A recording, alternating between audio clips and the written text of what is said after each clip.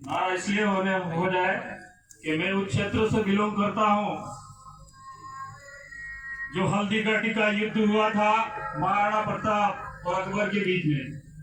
फिर अकबर नहीं आया था वहां पे, तो मान सिंह आए थे। और दूसरी तरफ सहयोग देने वाले वीर शिरोमणि राणा पूंजा भील के बारे में आपको एक बार नारा बोलना होगा, बोले राणा पूंजा भील की, बोले राणा पूंजा भील की। सबसे पहले तो अनुसूचित क्षेत्र आरक्षण मोर्चा तड़े गांवों गांवों से पधारे हुए मुखी मुदवीर माता एवं बहने और साथ ही साथ युवागण और हमारा खास इस प्रोग्राम को सहयोग देने वाले प्रशासन पुलिस विभाग को भी हमारी ओर से लाख लाख जोहार। क्योंकि ये जो प्रोग्राम हो रहा है आपके अनुशासन में, आपके सानिध्य में होने जा रहा है, तो मैं चाहूंगा कि बहुत बड़ा आपका योगदान रहे और अच्छा प्रोग्राम आप शायद मैं मानता हूं कि अच्छा ही करवाएंगे। उसके बाद में मैं अपने पूर्वजों को नमन जोहार करूंगा जिनका खून मेरे अंदर दौड़ रहा है और उनकी बदौलत से मैं यहाँ पहुंच रहा हूं। साथ ही साथ बाबा साहब अम्बेडकर और जयपाल सिंह मुंडा को भी नमन करूंगा। अगर संविधान में आर्टिकल 19 नहीं रखते तो शायद तक मैं भी इस स्टेज पर आज बोल नहीं पाता, क्योंकि संविधान ने एक मौका दिया हमको, भले महिला हो पुरुष हो और किसी भी कास्ट के व्यक्ति हो, उन्होंने सबके लिए बराबर का दर्जा दिया और बराबर का अधिकार दिया। भले देश का राष्ट्रपति हो या देश का प्रधानमंत्री हो, उनसे आप सवाल जवाब कर सकते हैं। ये हमको किसने दिया? ये अधिकार हमको दिए बाबा साहब अम्बेडकर ने और जयपाल सिंह मुंडा ने। तो साथियों में ज्यादा बात तो नहीं करूंगा, मैं अपने मेन बिंदु पर आता हूं कि अनुसूचित आरक्षण मोर्चा के तले सरकार से हमारी क्या मांगे हैं और ये प्रोग्राम हम लोग क्यों कर रहे हैं। देखिए प्रकृति ने हमारे इस प्रोग्राम को सफल बनाने के लिए प्रकृति ने भी हमें रुख का मोड़ दे दिया है। तो कहीं न कहीं ये अनुसूचित क्षेत्र आरक्षण मोर्चा रही केंद्र और राज्य तक जरूर इसकी आवाज पहुंचेगा, मैं ऐसी आशा और मनोकामना करता हूं। इसमें अनुसूचित क्षेत्र आरक्षण मोर्चा के तहत दूसरा एक पॉइंट दिया है, मैं उसके बारे में बोलूंगा कि भारत का संविधान बना और संविधान बनने के बाद में आज आजादी के 75-76 साल होने के बाद में भी आदिवासियों के लिए या SC ST या अन्य पिछड़े वर्गों के लिए 5वीं अनुसूची का जो प्रावधान किया गया है, वह प्रावधान वह शक्ति आज तक न तो केंद्र ने धरातल पर लागू करी न ही राज्य सरकार ने लागू करी। तो हमारा मुख्य विजन ये है कि ये 5वीं अनुसूची धरातल पर हम लागू करवाए। ये 5वीं अनुसूची ऐसे लागू नहीं होगी, हम सबको मिलकर एक कारवा खड़ा करना पड़ेगा। कारवा तो हमारे क्रांतिकारी भाइयों ने खड़ा कर दिया है, बस हमें एक झलक दिखलानी है। किसको? केंद्र सरकार को और राज्य सरकार को।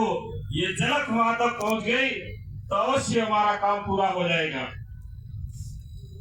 साथ ही साथ 5वीं अनुसूची में यह कहा गया है कि जिसकी जमीन यानी कि जल जंगल जमीन इसका मूल मालिक होगा कौन? आदिवासी। हम है तो मालिक, लेकिन इन लोगों ने हमको वर्तमान समय में हमारे भाइयों द्वारा हमको क्या बना दिया है? मजदूर बना दिया है। और सबसे ज्यादा मजदूर हमारे भाइयों को बनाने वाली एक बीमारी चल रही है पूरे राष्ट्र में, आरएसएस। उस आरएसएस को आप सब लोग मिलकर नहीं खदेड़ोगे तो शायद तक ये आपके जो प्रावधान है ये मुझे नहीं लगता है कि लागू हो, लेकिन लागू तो 100% हो जाएंगे, क्योंकि दक्षिणी राजस्थान से हमारे बहुत सारे महानुभाव ऐसे खड़े हुए हैं। हमारे गुरु पवार दादा की एक क्रांति है, वो पूरे आज तो भारत में चल रही है और विदेशों में भी उनकी स्टार्ट होगी है।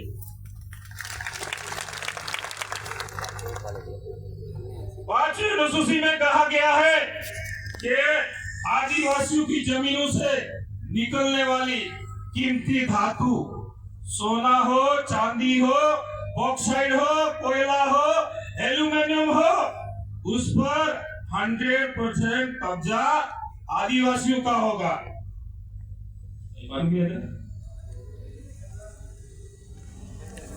पानी भर के रखो ना, पानी भर के रखो ना बच्चों। क्या है ये गिर तो नहीं जाएगा? नहीं गिरेगा, ये बहुत आपका वाला गिरना नहीं है। ये 5वीं अनुसूची में लागू कर दिया, लेकिन अभी भी ये चीजें धरातल पर लागू नहीं करवाई है। किसने नहीं करवाई? इन सरकारों ने नहीं करवाई। जो भी सरकारें बारी बारी से गई, लेकिन हमारी 5वीं अनुसूची धरातल पर लागू नहीं करी। जल जंगल जमीन से निकलने वाला, हमारी जमीन से निकलने वाला सोना चांदी, उस पर अगर हमारा हक 100% मिल जाता है तो आदिवासी लोग हम गरीब नहीं हो सकते हैं। लेकिन गरीब इन मूर्ख दोनों पार्टियों ने हमको बनाया है।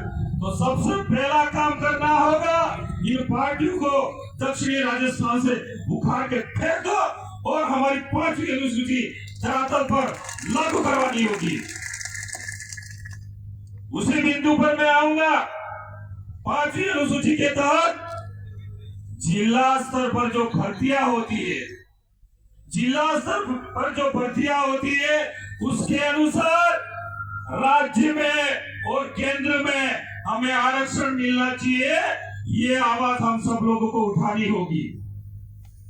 साथ ही साथ टीएसपी एरिया में या अनुसूचित क्षेत्र में 12% का जो आरक्षण है, वो अनुसूचित क्षेत्र को 6.5% की हम मांग करते हैं और उस मांग को हम सब लोगों को मिलकर उठानी है।